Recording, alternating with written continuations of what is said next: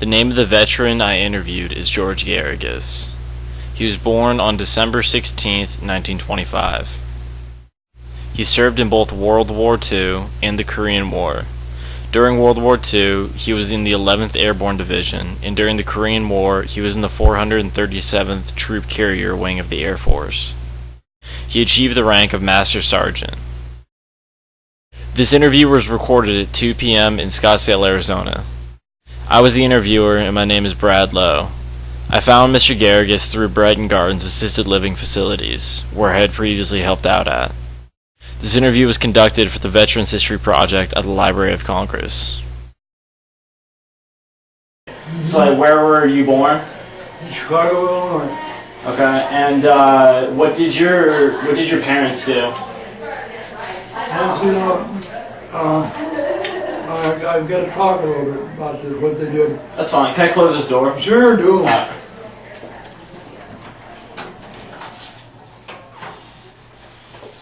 Alright, go ahead. Now, I was born in 1925, okay. That was the Big Depression, all that and so forth. Yeah. My father, very few people were working in those days. That was during the Depression and so forth. And so what he did, he was in World War I, my father was with the infantry division over in Europe, okay? So he came back from there, and the United States was a mess. So he drank a lot, very truthful. But as far as work was concerned, he was a salesman. And what he did, he thought of an idea. He had a little wooden case about that big, that wide. In that was open up, and there'd be a little scale, a little scale. And he had a little bottle of acid, regular acid, and he had a little steel brush. And he'd go around in Chicago, up and down apartment buildings and so forth, knocking on doors, asking if people had any old gold they wanted to sell. Gold? Gold. Yeah. And they said, and this was during the Depression, you know, and nobody had any money, everybody was on relief, and they would say yes or no, and if they said no, well thank you, they said yes, and they said, well can I see it? I might be able to buy it. They'd bring it out, half the time it was not gold, it was jewelry, you know, costume jewelry. Yeah. But when we ran into the gold, he'd take the file and put a scratch on it, just one scratch. Bottle of acid, put a drop of acid on there. If it turned white, it was gold. Or clear, it was clear. Yeah. If it didn't, it would be darker, you know. If it was turned clear, he'd say, well, this is gold, and I'd like to buy it for you. And he'd offer him maybe $1 or 50 cents for it, or something like that. And he had a little scale. He had a little thing in the scale, and he would weigh that thing. And he said, yeah, that's so-and-so and so-and-so, and I can give you so-and-so. Well, there might be 10 cents that he'd give him, or 15 cents. Quarter, big money, 25 cents. And he'd get that there, and then what he would do is work all day doing that, hit maybe 15 or 30 stores a day, or houses, apartments. These are all apartment buildings in Chicago. And he'd do that. And then he would take that money, get on the streetcar, nobody had automobiles, get on the streetcar and go downtown, and they would weigh it up and so forth, and pay him, if he paid 10 cents for that little piece of gold or earring or whatever it may be, or sometimes it might be 50 cents that he had to pay him or something like that. They would always give him double of what he got, you know, because he marked it up, that's what he did. Yeah. In his own mind, well, and they said, well, he said, I'll give you 10 cents. Oh, I gotta have more than that. Well, they didn't argue back and forth, so maybe you give him a quarter or something like that. He'd carry maybe $1 with him, that's all. That's all he had. And so he'd make some profit, and then you go down there and sell it and have some money, then he'd come back home. Well, before he came home, he'd go to the liquor store and start drinking. because he was drunk from World War One. Yeah. And but anyways, I was what? This was in the 20s. I was 5, 6, 7 years old or something like that at the most. And I had a brother that was 4 years older, and then I had a sister, but she was way later.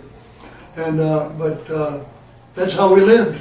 Mm-hmm. My mother, she worked in a drugstore in Chicago, and she got a job in there, which was owned by a pharmacist, and she was the only woman, and she did all the picking up the prescriptions, and they had a little coffee shop in there, right in Chicago. And so there's 2 employees, was only things in there. And of course he was doing that, but he was drinking all of the money away. That was my father.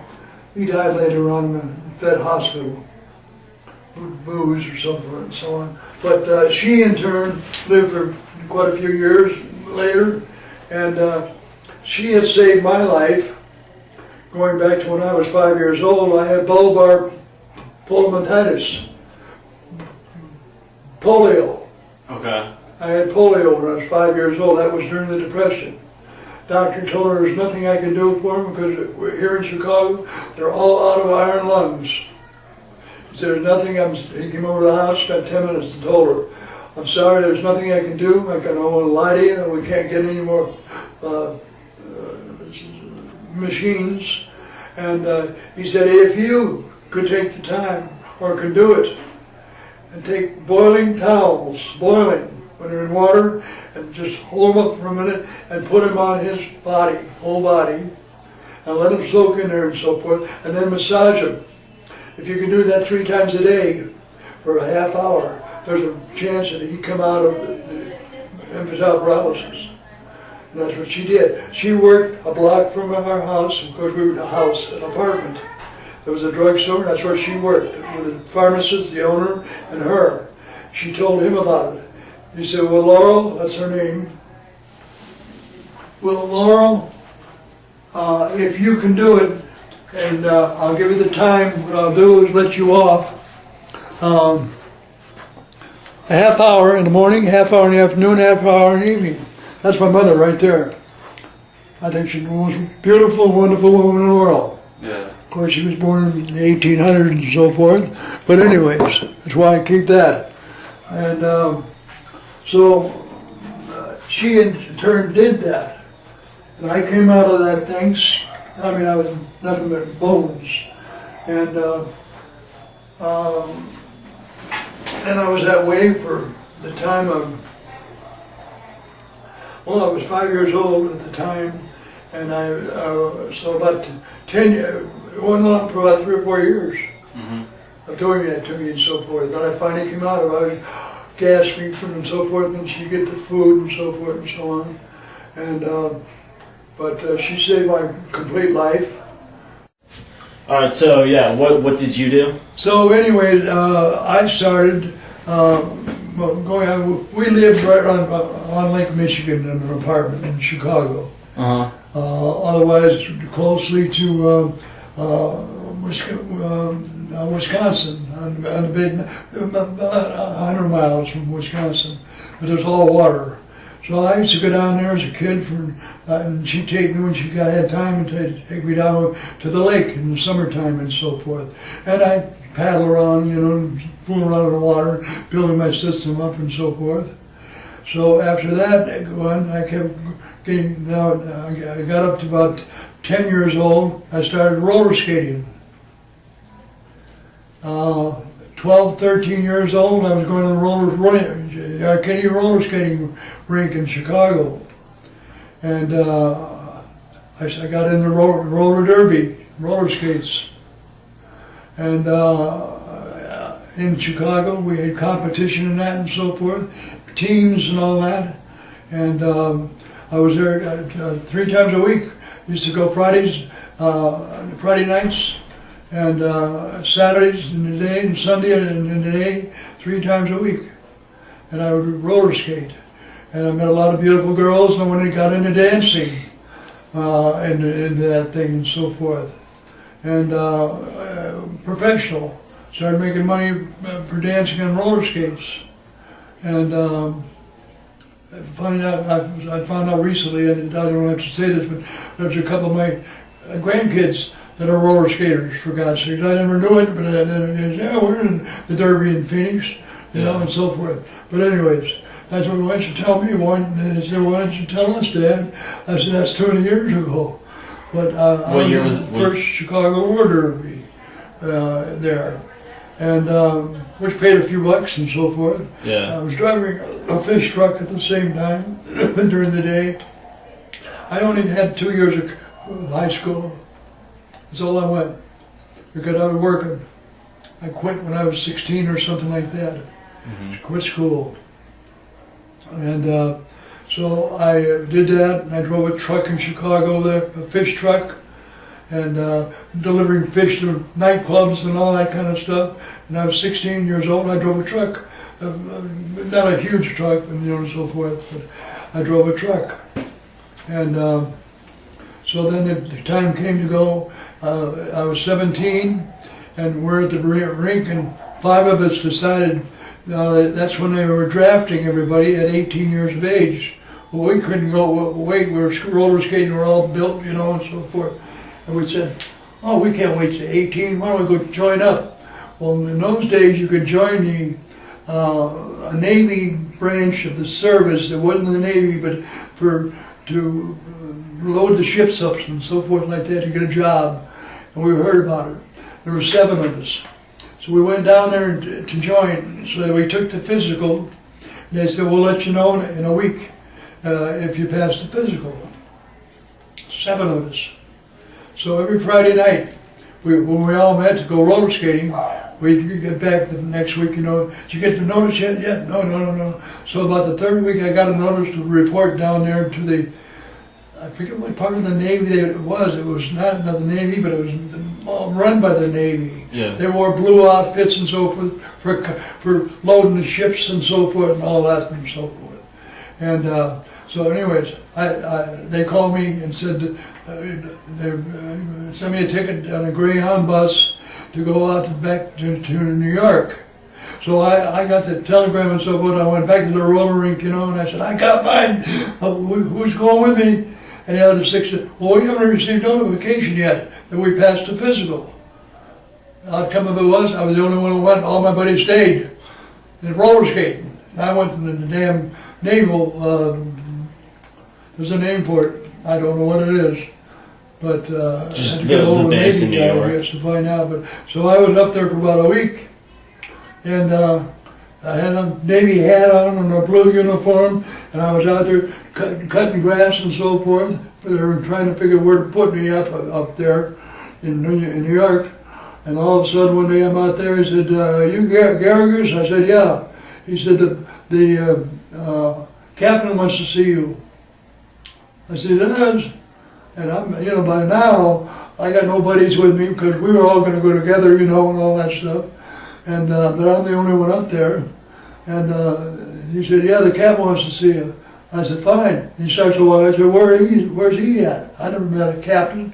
He said, up that building up there where the light is on about the 3rd and 4th floor. So I walked in the building. I said, I want to go see the captain. He's on the 4th floor. Take the elevator up. So I go up there and I walk in. There's a Captain so-and-so on the door. I open the door and the guy's sitting there. And he said, what do you want? I said, I don't know. He said, what's your name? I said, Garrigus. Oh, you're that character, huh? Like that. I said, what do you mean? He said, you can go see the captain. So I walked over and knocked on the door. And he said, come in. So I walked in. Is your name George Garrigus? I said, yeah. You're not a bastard? I said, no, I'm not a bastard. I got a sister. No, I've got a brother and I got a father. Well, excuse that, but you put us in a lot of trouble getting you up here and so forth and so on. Yeah, you've been discharged. We found out how old you were. So I said, oh, okay, well, I'm happy. I walked back outside of the office, and the guy sitting there, he said, what do you want? He said, I'm discharged. Well, you're discharged. Get out of here. I said, well, how am I supposed to go? Oh, he goes to some papers, pulls out an envelope. He said, get down to the Western Union office. We're right outside the post here. And he said, That's how you're going to leave here. So I got on there, and there was a telegram for me from my mother. She found out where I was at, and she sent $5 to me. And so the guy at the Western Union office counted out $5. And they said, what are you going to do? I said, well, what do I do now? Well, get on the bus station and find out when I get a bus to go to Chicago. Well, I walked down there, and it cost $4 to go from New York to Chicago in the 40s. And so I had $1 left. And I took that $1, and I had some popcorn and so forth, and on the bus and so forth. And I get to the bus station, my mom's there, crying, you know, and I cried too. And I was glad to be home because my buddies never went with me or anything else. So that's before I ever went in the Army. Yeah. So you were discharged because you were too young? So I was discharged from that branch of the Navy. Yeah. And then they got a name for it. It's a civilian name or something that did all the work for the Navy. And they went on the ships with the Navy, but they weren't in the Navy. Mm-hmm. And that's what I was trying to do. There were 7 of us. Well, I was the only one that passed the physical out of the bunch. See? So, anyways. So that goes into that. Then in '43 is when I went in the Army. Yeah, and you said you got drafted in the Army? I was drafted, right. Into World War II? I just was 18, and I was drafted, and I went to Texas for infantry training, which consisted of 16 weeks of training. After the 16 weeks, we were told we'd go home for a week and come back, and then they would send us overseas. Mm-hmm. So I went there, and I went back home in Chicago with my mom and brother, and we'd already been discharged, 4F. Well, they called him in, and he was 4F, which meant disabled. And so he was there with my mother. And I came home from leave, and then I went back to Texas, and we did a little more training, and I got an extra $5 then. I don't know what we were getting in those days, like $25 a month or something like that. And I got an extra $5 as an expert infantry training man. So I got $5. So they said, all right, you've had your leave now, you're going to be going overseas.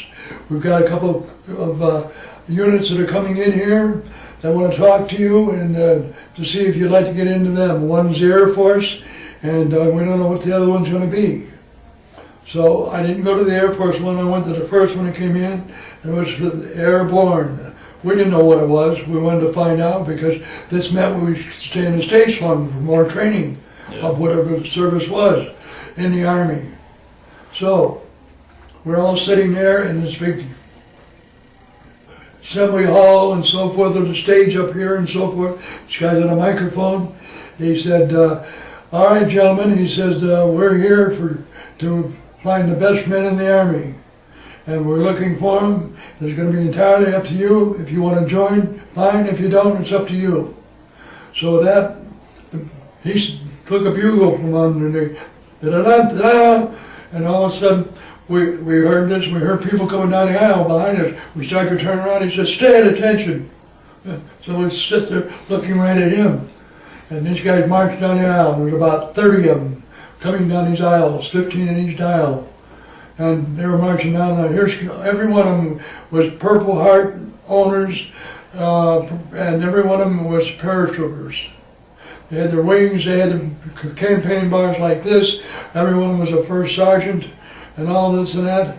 And they got up on the stage and marched up to the stage, and he said, "Halt, bow face." They all turned face with us. Parade dress. They went to a parade dress, and here's all these campaign bars. We're sitting there like this, looking at all these guys up there, see? And he said, "Now these are the men that we want to find out if you want to join. And they would be your trainers," and so forth. And so then he started rattling on a little bit about it. You're going to make an additional, I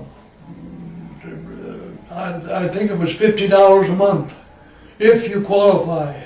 That was big money in those days, in the 40s. We were getting It was double the amount of what the regular infantry. It was $25 we were getting.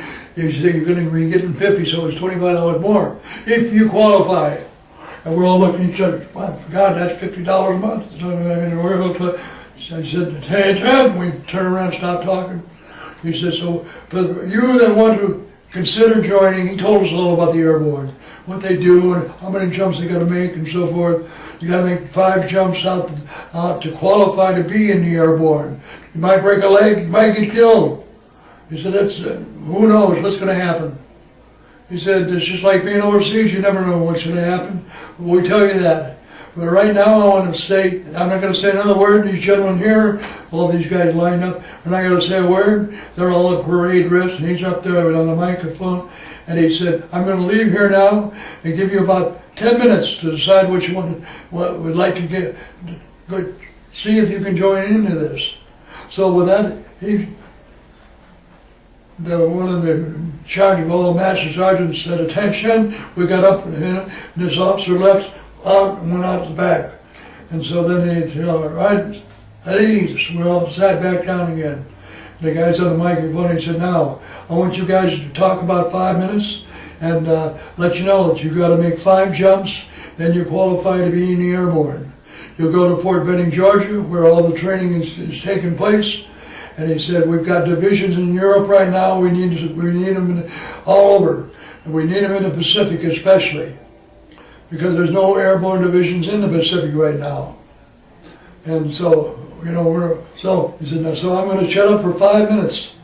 And at that time, you can talk all you want and so forth, and decide if you want to see if you can join us, if you can train, go through the training." So we're all sitting there, God, it's a lot of money, but I ain't going to show up, I'm putting her all up and down the aisles and so forth. The outcome of it was, I don't know how many joined, probably there must have been at least 500 of us in this big auditorium. Yeah. And so this guy came back on the mic and he said, "All right, now I've given you enough time. Now, all I can tell you is, if you pass training, you'll get the money. But you will go back home on a leave, and this is after I've already gone home from the infantry training. So you're going to go back on another leave home, and then come back and go through jump training. If you can't pass the jump training, then you go back in the infantry." So I said, "Yeah, you go home again." So they put us on a train, the ones that said and so forth, we went back. Then we came back to the airborne training, back to Texas. From Texas, they shipped us over to Fort Benning, Georgia. That's where the airborne training was always done. They had branches of it, but that's where the main one, that's where I went. So we got there, and that's when we started all the running and all the athletics and so forth and so on, for 2 weeks of athletics.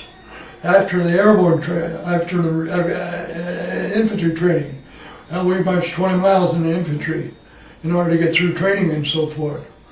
And 10 miles out, 10 miles back. But anyways, so we started the training, and it was rough. It was rough training. It was all physical and so forth, and we started this and started that and so forth, and all of a sudden, after 2 weeks of training, they said, "Okay, we're ready to go try the jumps." We lined up in file and so forth out on the track, and here's these planes are taking off. We're looking up there watching these guys jumping and jumping and jumping, jumping. And you jump 10-man sticks, 5 men out of one door, 5 out of the other door. And so we're standing there watching and watching and watching and watching, and they're all coming down, smiling and so forth. Oh, I'm sure. Well, you know what to do, because before you hit the ground, you put your legs together, put your arms around the reserve, which is right in front of you, hooks on your reserve here. Put your arms around this, put your head down like this here, and you go into a roll when you hit the floor, when you hit the ground.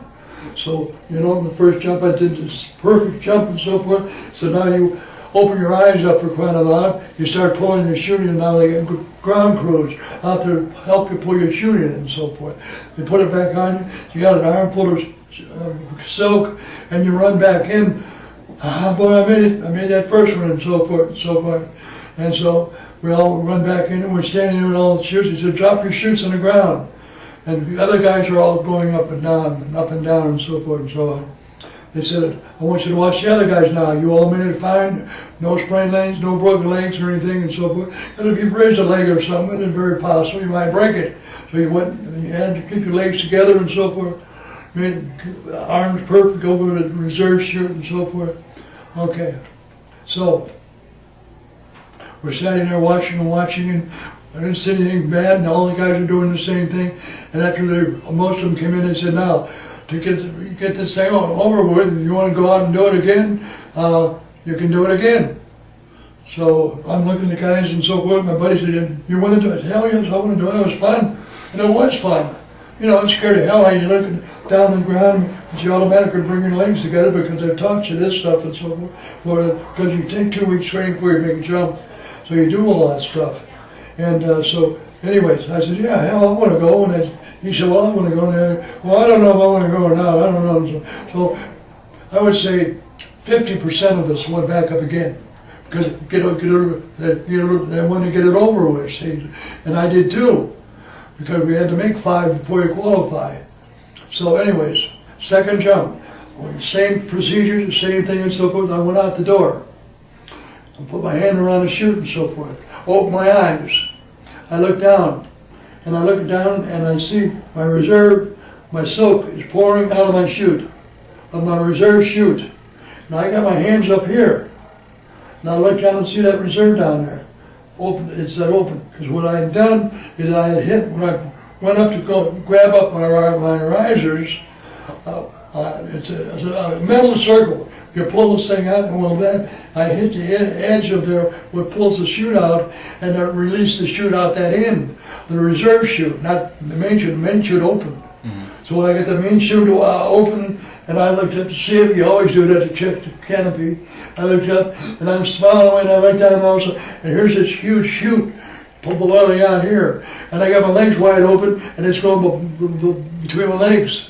So what do? I'm out there like this, pulling like this, you know, and I'm looking all around scared to death, thought I was going to die, and I got an armful of thing, and so as I hit the ground, because they start you at 1,300 or 18, I forgot, 1,800 feet is what you jump at.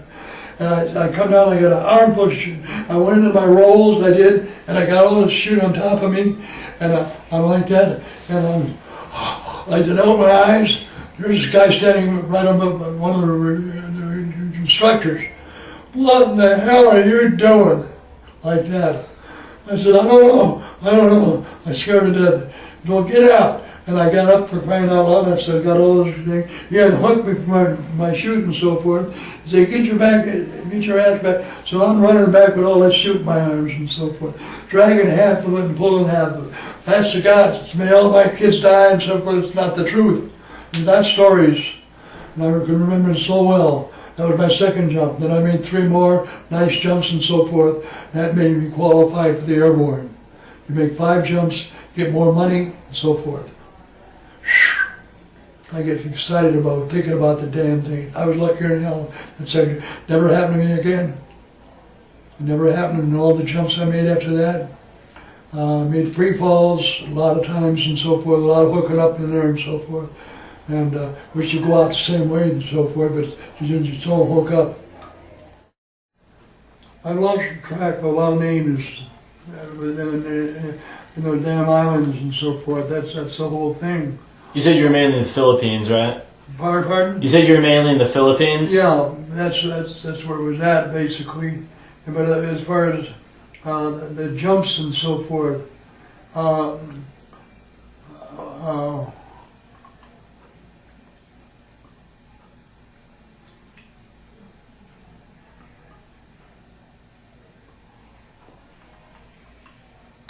mind's a blank right now. That's fine.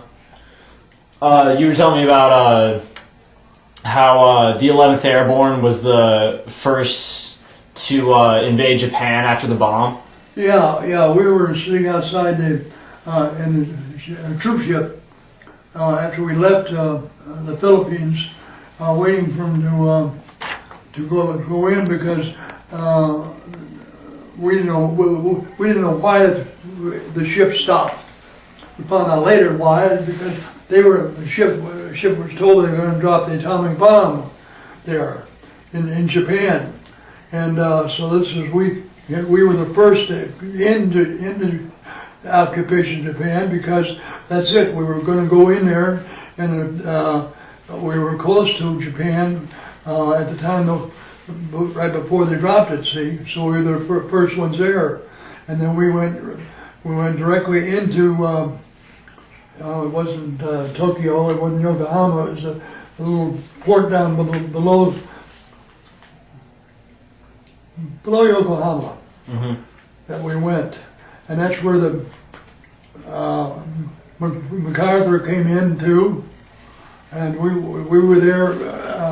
11th Airborne was the first outfit. My outfit was the first one, which was the 11th Airborne Division. We were the first ones there. Some claim that the 1st Cavalry was there first, but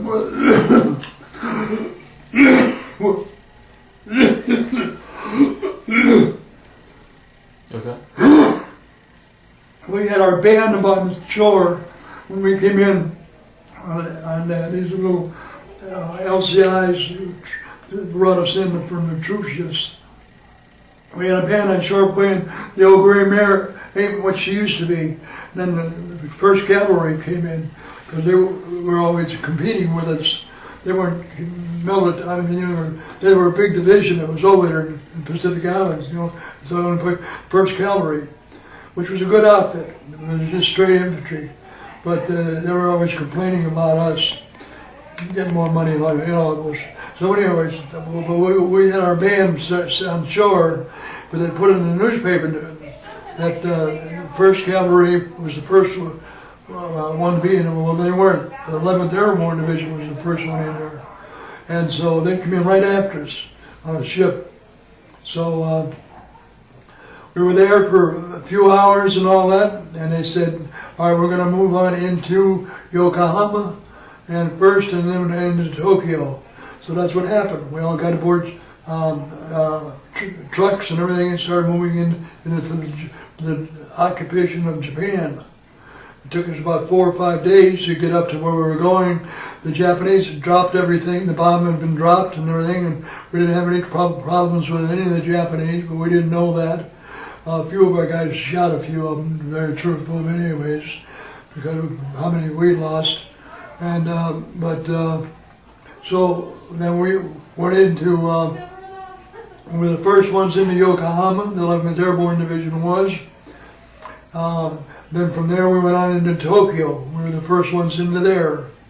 And I was stationed right across the street from the Daiichi building where the Emperor's Palace was. I was stationed right in front of their lawn. As a guard, about 15 of us were there, 11th Airborne guys. And in the morning, and MacArthur was right across the street in the big building that he was in all the time he was in Japan. Right, that's in downtown Tokyo. And so we, in turn, in the morning, were each individual tents. We had our own tents, and we lived by ourselves in the tent, slept there, and ate our K rations, so forth and so on. And the first day that occupation, they never touched the palace behind us with bombs or anything else. All around it was leveled, so forth, but that palace was never touched. And so the Daiichi building, which is the building that the Emperor had his offices and so forth, that's what MacArthur took over. And that's where he was. I saw him every day for a month or so. And he'd come in and say, morning gentlemen, morning, you know, and go into the building. And we were working shifts going across the street, back over there, and where the pup tents were.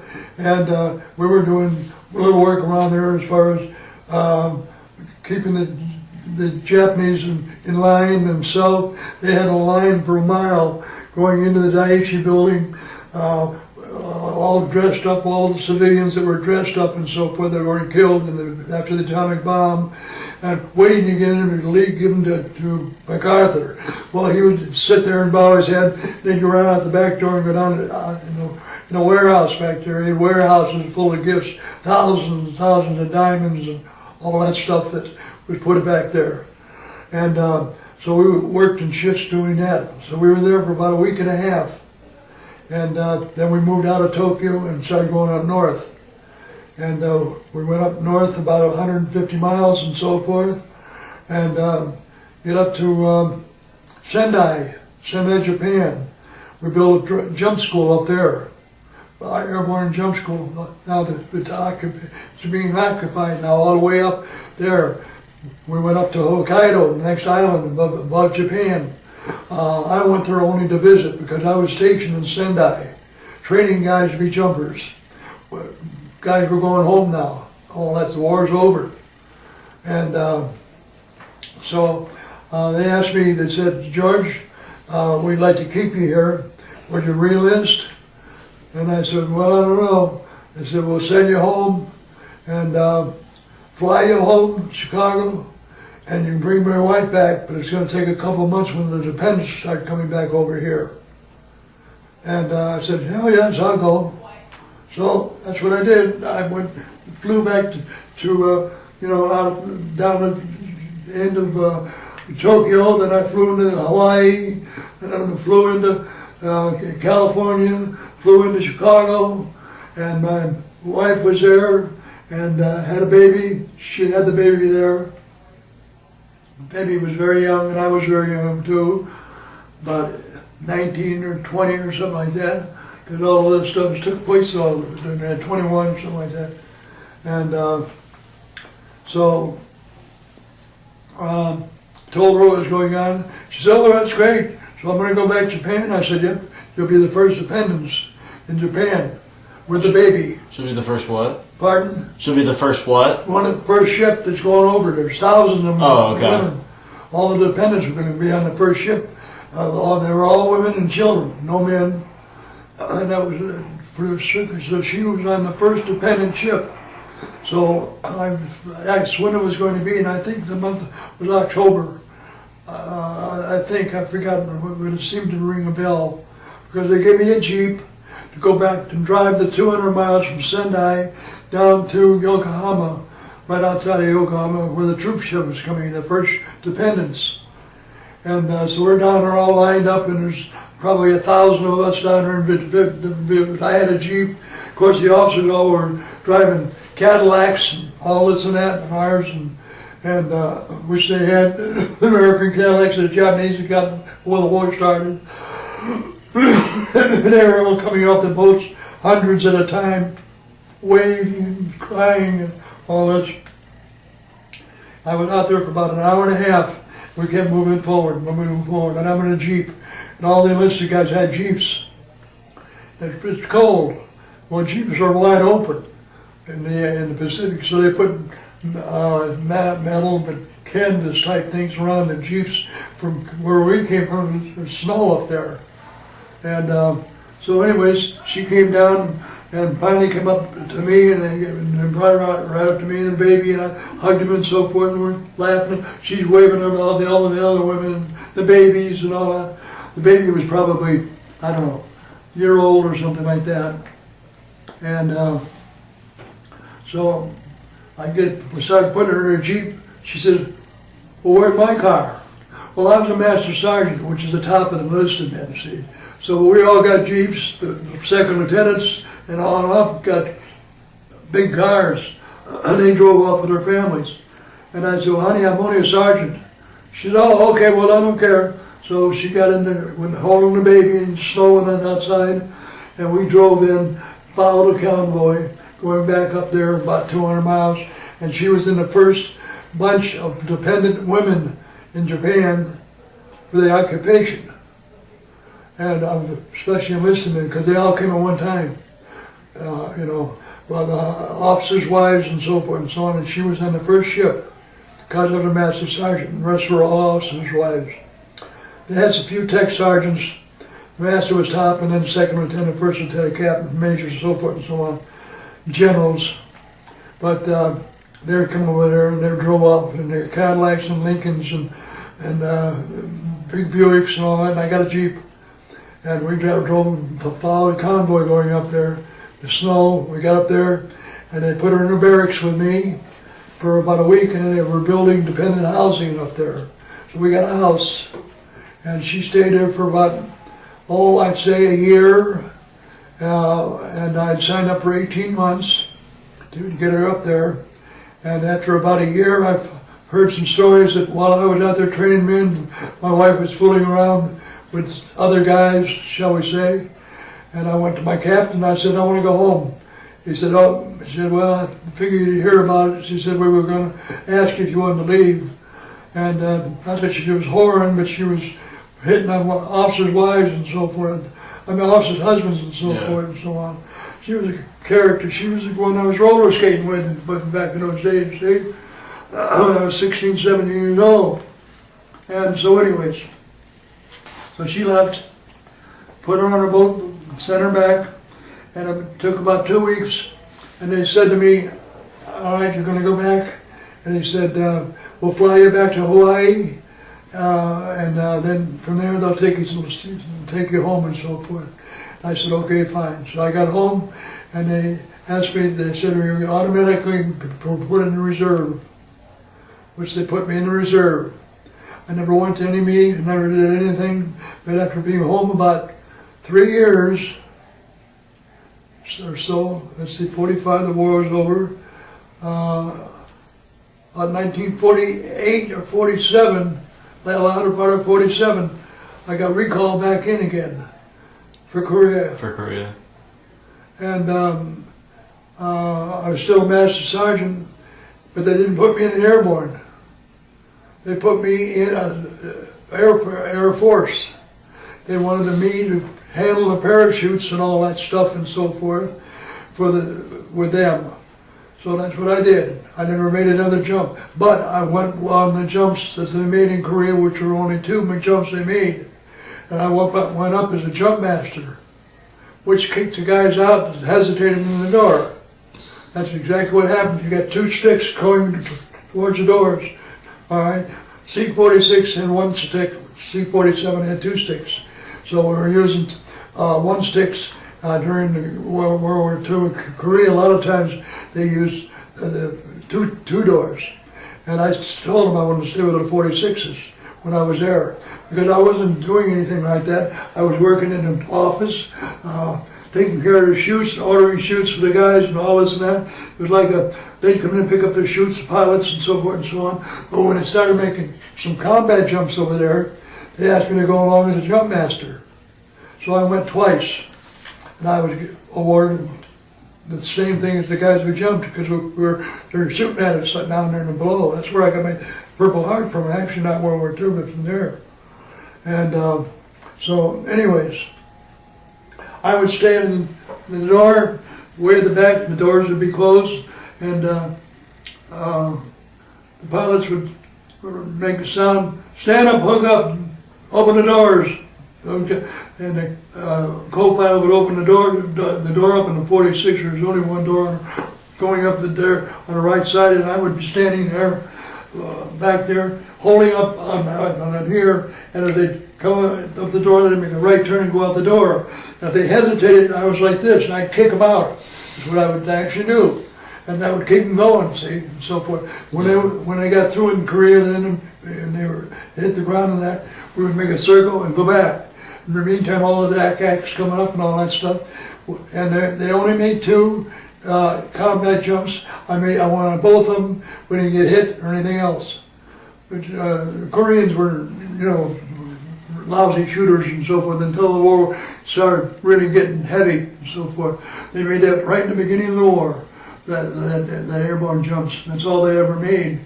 So I got back from that, and I put it in my, I don't know what it was, another year, and that was it. They wanted to know if I wanted to stay in the military, and I said no, I went out. Not because I had some people, I had a brother that had gotten out already, and he had a job, and he wrote me about it and so forth with Colgate Palmolive. And he said, I'm the sales manager, so get your butt home or I want to hire you, be a salesman. And that's what happened. So I went home. I was in reserve for, I've been in reserve for years, so forth. But I never went back on active duty. That was it. That was it. Korea. Wow. All right.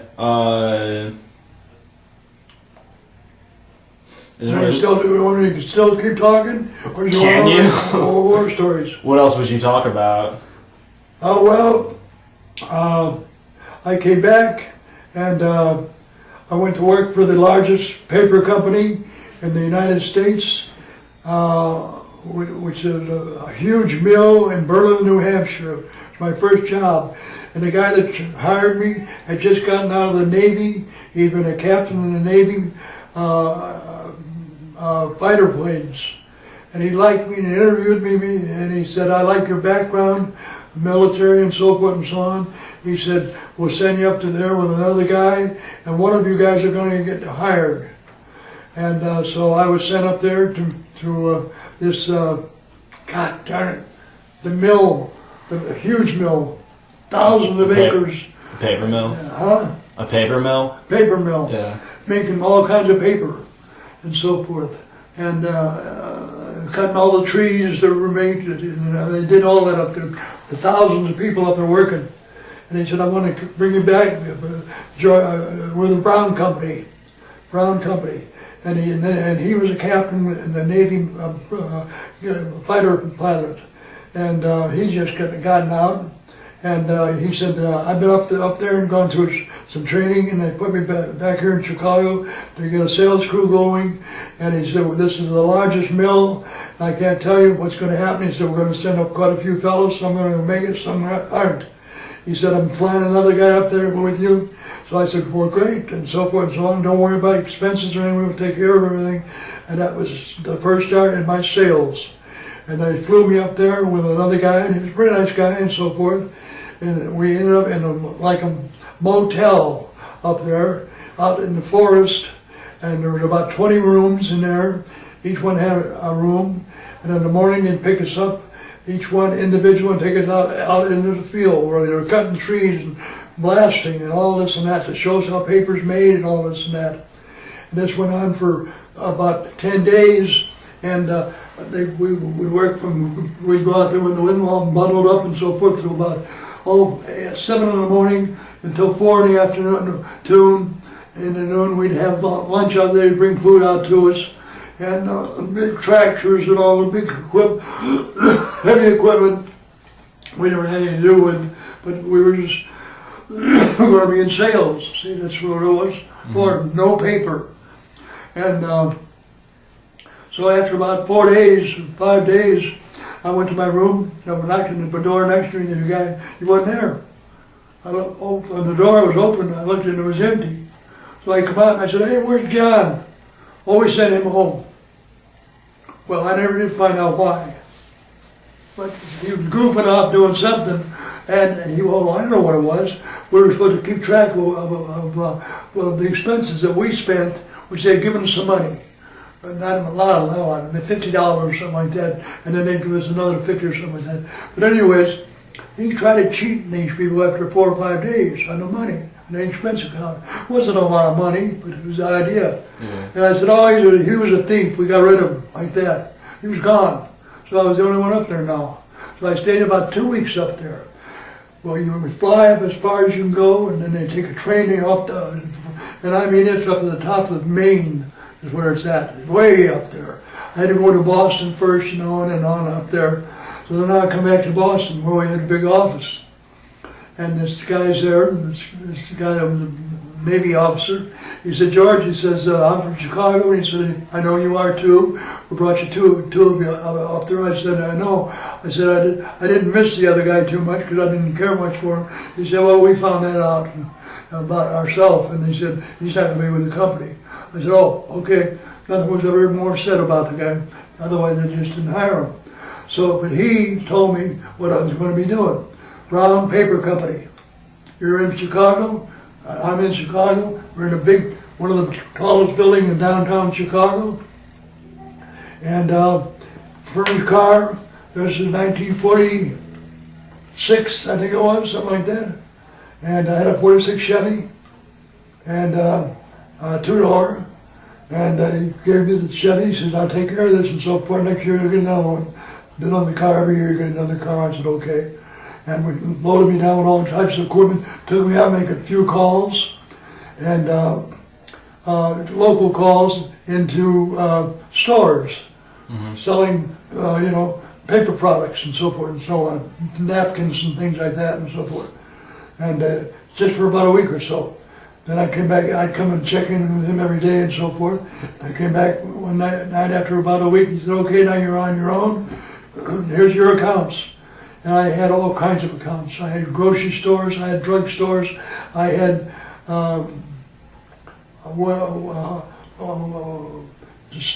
stores that sells hammers and nails and all that stuff. Hardware stores, a lot of hardware stores and so forth. And a lot of hardware stores.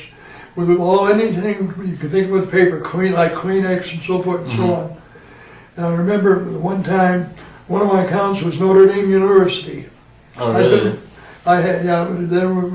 Of course, that's not too far from Chicago, see? Yeah. And so it was one of my accounts at Notre Dame. And I'd been with them about a year. I spent about 2 years with another outfit after that, but this was training. And that was the big mill. And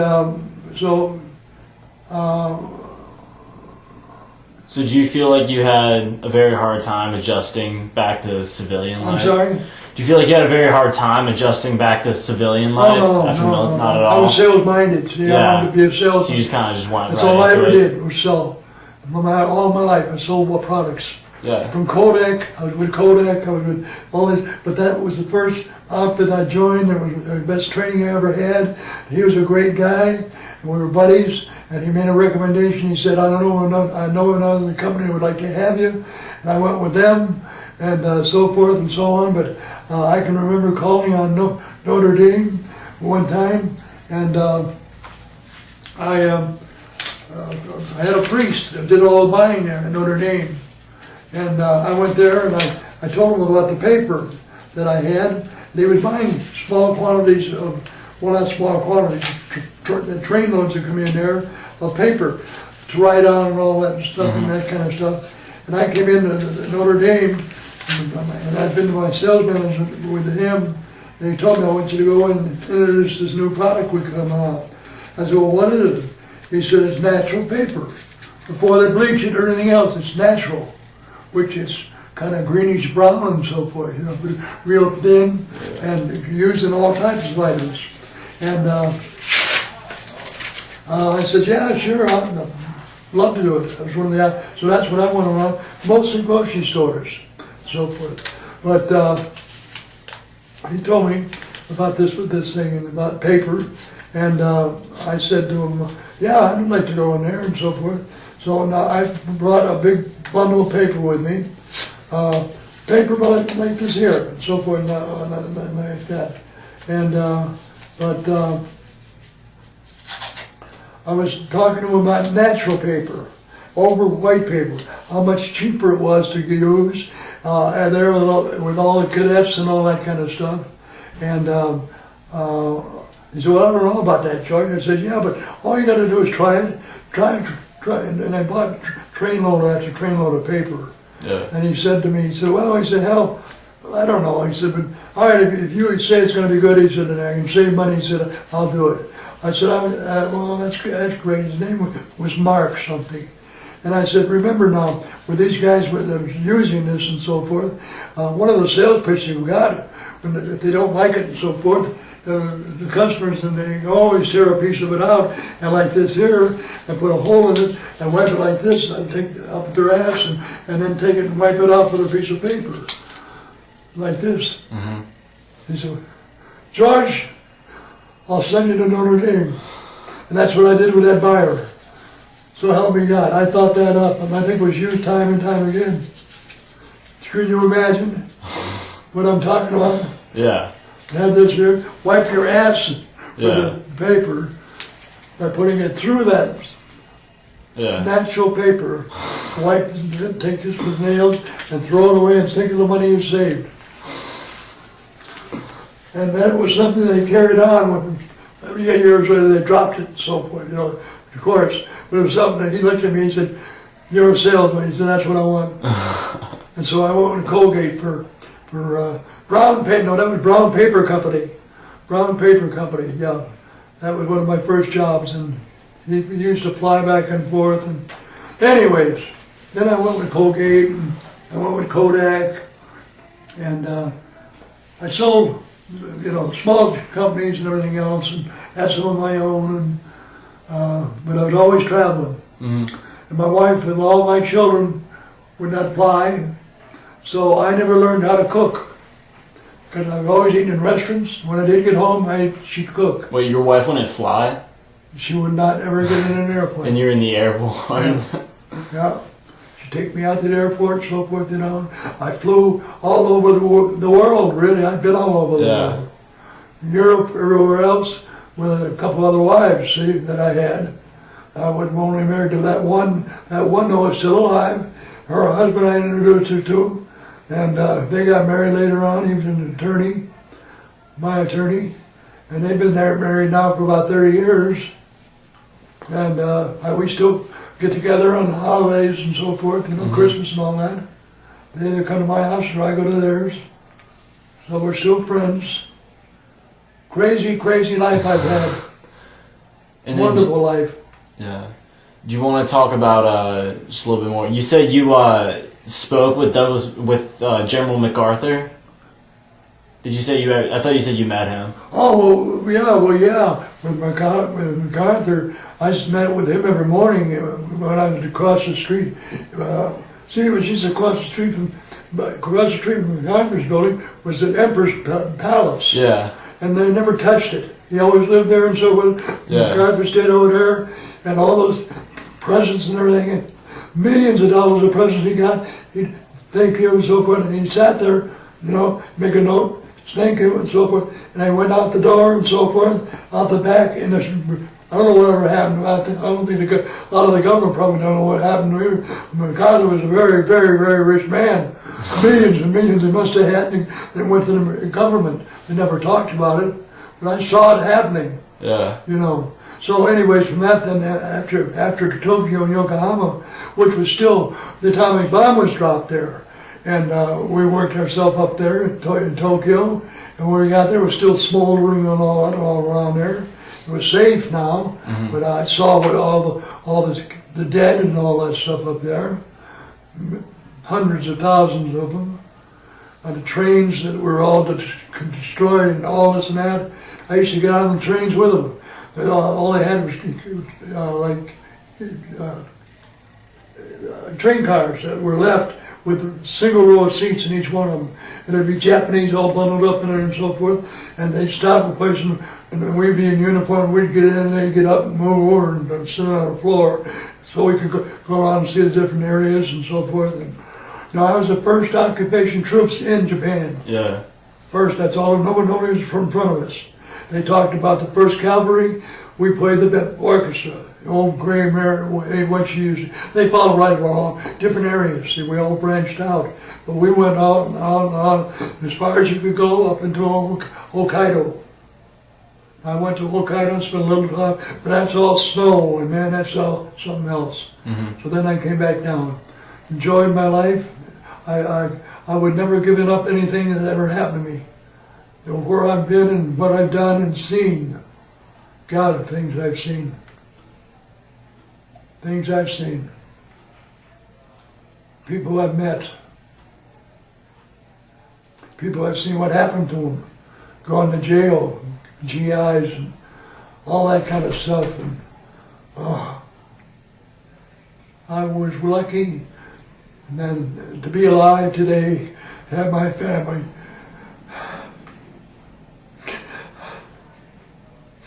I'll tell you, there's not many men living today that can talk about the things that I've seen and done. Yeah. I'm telling you. No, it's fine.